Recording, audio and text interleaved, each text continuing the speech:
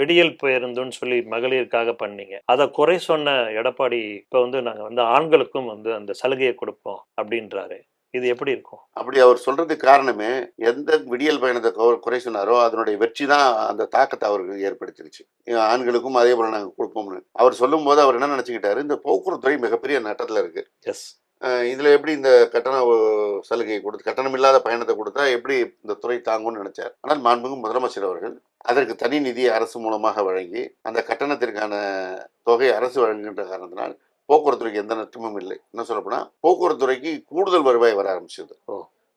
இந்த கட்டண இது வந்த பிறகு பெண்களுடைய பயண விகிதம் அதிகரிக்கிறது. கிட்டத்தட்ட ஒரு 20% அதிகமாக பெண்கள் பயணிக்க ஆரம்பித்து விட்டார்கள். அதற்கு அரசு இப்ப கட்டணம் கொடுக்குது. ஏற்கனவே வந்ததை விட 20% நமக்கு கூடுதலா வருவாய் வருகின்ற அளவிற்கு இந்த திட்டம் போக்குவரத்து துறைக்கு நன்மை தான் செய்யுது. அதனால பெண்களும் அதிக அளவில பயணித்து அவர்கள் வந்து ஒரு மாதத்திற்கு ரூ. 800 ரூ. 1500 வரைக்கும் மிச்சம் பிடிக்கிறாங்கிற செய்தி மாநில திட்டக்குழு ஆய்வு மூலமா வெளியில வந்திருக்கு. ஸோ இந்த திட்டம் மிகப்பெரிய வெற்றி அடைஞ்சதுங்கிற காரணத்தினால தான் இதை பார்த்துட்டு தெலுங்கானா, ஆந்திரா போன்ற மாநிலங்கள், கர்நாடகா போன்ற மாநிலங்கள்லயும் அவங்க அந்த மாநிலத்து அரசுகள் இன்ட்ரோடியூஸ் பண்ணியிருக்காங்க. இதை பார்த்தோன்னே தான் எடப்பாடி அவர்களுக்கு இந்த திட்டம் வெற்றியா இருக்கு, நம்ம அதை சொல்லுவோம்னு சொல்லி பெண்களுக்குள்ள அது சாத்தியமா? அவர் அப்படி அறிவிக்கிறது சாத்தியமா? அதாவது இது வந்து அரசுடைய நிதிநிலையை பொறுத்து ஒரு சூழல். அரசு வந்து அதற்கான நிதியும் மொத்தமா கொடுக்கணும்.